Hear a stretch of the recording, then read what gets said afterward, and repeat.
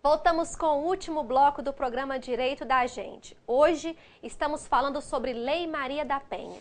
E para isso nós trouxemos como nosso convidado o doutor Hernani Barbosa Neves, que é juiz criminal da segunda Vara Criminal aqui da comarca de São João del Rei. Doutor, falávamos sobre a possibilidade do juiz criminal, né, estipular a pensão alimentícia para os filhos do casal, no caso como medida protetiva. E no caso da mulher que depende financeiramente do marido, porque é um tipo de violência também quando o homem não permite que ela trabalhe, né, que ela fique só dentro de casa e, além disso, ainda sofre as agressões. Nesse caso também, o juiz criminal, ele pode estipular uma pensão alimentícia como medida protetiva para essa mulher vítima de agressão?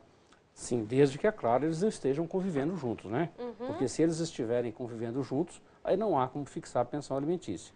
Mas esse termo pensão alimentícia, ele é bastante, né?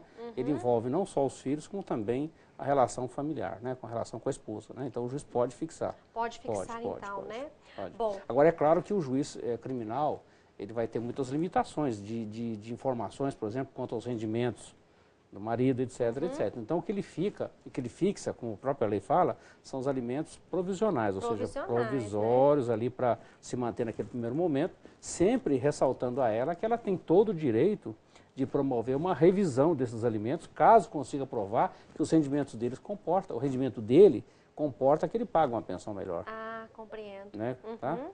Bom, doutora Hernani, nós falávamos antes do programa sobre essas audiências, né, que o doutor tem feito durante esse mês de março, e o senhor falava para mim a questão da possibilidade de desistência. Porque é muito comum, né, que a mulher ela faz a denúncia, chega lá no fórum, ela quer desistir do processo. Até quando ela pode desistir do processo e como que funciona essa questão? Eu queria que o senhor explicasse para o nosso telespectador. Existia um ditado bastante antigo, né, que briga de marido e mulher não se mete a colher. E com base mais ou menos nesta afirmação, né, essa Lei Maria da Penha deixou, né, a critério da mulher a possibilidade de escolher entre processar criminalmente o seu marido ou seu companheiro, né, ou não, processar ou não. O Supremo Tribunal Federal, já há alguns anos, entendeu que no caso de lesões corporais, a mulher não tem esse direito, né? Esse direito seria o direito do Estado, né? Então, nesse caso, quando se trata de violência física, né, em que haja lesões corporais, quer seja leve, quer seja grave, gravíssimo, até mesmo homicídio, a mulher perde a titularidade do direito e o Estado é que passa a ser o titular desse direito. E aí, nesse caso, a ação é o que nós chamamos de ação penal pública incondicionada. Ou seja, não depende da vontade da mulher. Certo. O homem será processado pelo Ministério Público, independente dela querer ou não querer. Agora, sobrou aqueles outros casos de violência doméstica que não envolvem uma lesão corporal, que é, por exemplo, as chamadas vias de fato, que são aquelas agressões onde não há lesão, né? O crime de ameaça, o crime de injúria, difamação, o furto. Nesses casos, a lei ainda continua exigindo a manifestação da vontade da mulher para que o seu agressor seja processado. Nesses casos, né, existe no artigo 16 da Lei 11.340 uma audiência preliminar que o juiz faz, né, para indagar da mulher se ela quer ou não que o seu agressor seja processado, que é o caso dessas audiências que nós estamos fazendo agora e que todos os meses a gente faz, mas que nesse mês de março concentrou muitas nesse sentido. Então, nesse caso, a pergunta que nós fazemos à mulher é isso: se ela quer que o seu agressor seja processado. Se ela afirmar que não quer que ele seja processado, não temos o que fazer. O procedimento será arquivado. Se ela disser que quer que ele seja processado, aí sim, o processo será entregue ao promotor de justiça, que vai oferecer a denúncia. A partir do oferecimento da denúncia, é irretratável a representação. Então não cabe ela desistir Não, mais. aí não, aí acabou, aí não tem mais o que fazer. Mas o que acontece muitas vezes é que nessas audiências de procedimento criminal, ou mesmo nessas audiências de procedimento criminal em que não houve lesão corporal, né, a instrução acaba ficando comprometida porque a mulher que deveria fornecer as provas para que o agressor seja condenado, ela vai lá e minimiza as consequências em favor do agressor. Existem vários casos em que a mulher até se acusa, né, de ter autolesionado para poder proteger o seu companheiro. Nossa. Né? Agora, recentemente, uma mulher foi agredida violentamente com uma barra de ferro e ela disse que a barra de ferro caiu acidentalmente na cabeça dela. É difícil, né? Porque a gente quer aplicar a lei, né? Mas fica difícil. Fica difícil. Além disso, o doutor mencionava a questão do número de audiências. Só pode falar isso, né? Sim, perfeito. O número de audiências que o senhor realizou e quantas que foram representadas? Nesse mês de março, como nós não marcamos audiência em janeiro e fevereiro, né, por causa de questões de trabalho, nós marcamos tudo agora em março. Então, nós marcamos 110 audiências, né, da Lei Maria da Penha. Realizamos 81 audiências até a semana passada. De 81 audiências, 2 pessoas quiseram representar. As outras 79 ações foram todas arquivadas. Desistiram, né? E aí nós complementaremos as restantes das audiências amanhã. Também já estamos prevendo aí que mais 1 ou 2 talvez queira representar. Os outros vão acabar arquivando o procedimento. É o que o José do Alto das Mercês pergunta aqui. Eu acho que essa é uma consequência, o senhor José. Ele fala o seguinte, doutor Hernani, sua vizinha é agredida pelo marido e chama a polícia que não aparece. Esse é um outro problema sério que a gente tem lá. Porque o que acontece? Às vezes a mulher chama a polícia por qualquer coisa. A polícia vai, faz o procedimento todo, ela vai para o fórum, ela desiste. Aí ele agride novamente, ela chama a polícia vai, atende, faz o processo, vai para o fórum, ela arquiva. Acontece uma terceira, uma quarta, uma quinta, uma sexta vez. Quando chega na 7ª vez, a polícia acaba ficando, vamos dizer assim, desestimulada de atender. Até porque existem outros casos mais importantes que devem ser vistos.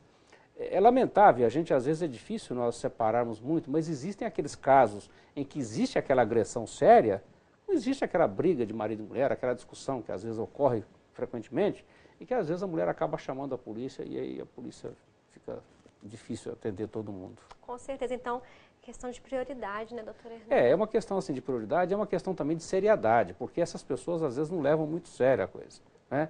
É o que eu sempre falo, olha, você tem todo o direito, você tem, aliás, o direito e o dever de conviver com o seu marido, com o seu companheiro, desde que haja uma relação harmônica. Né? Agora, vocês não podem, a toda hora, querer utilizar a polícia e o Poder Judiciário para cutucar o seu companheiro ou a sua companheira.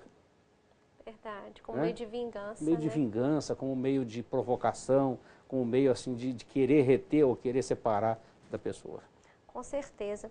Bom, a Ângela do Tijuco, ela está me parabenizando pelo programa e dizendo que eu estou linda grávida. Obrigada, Ângela.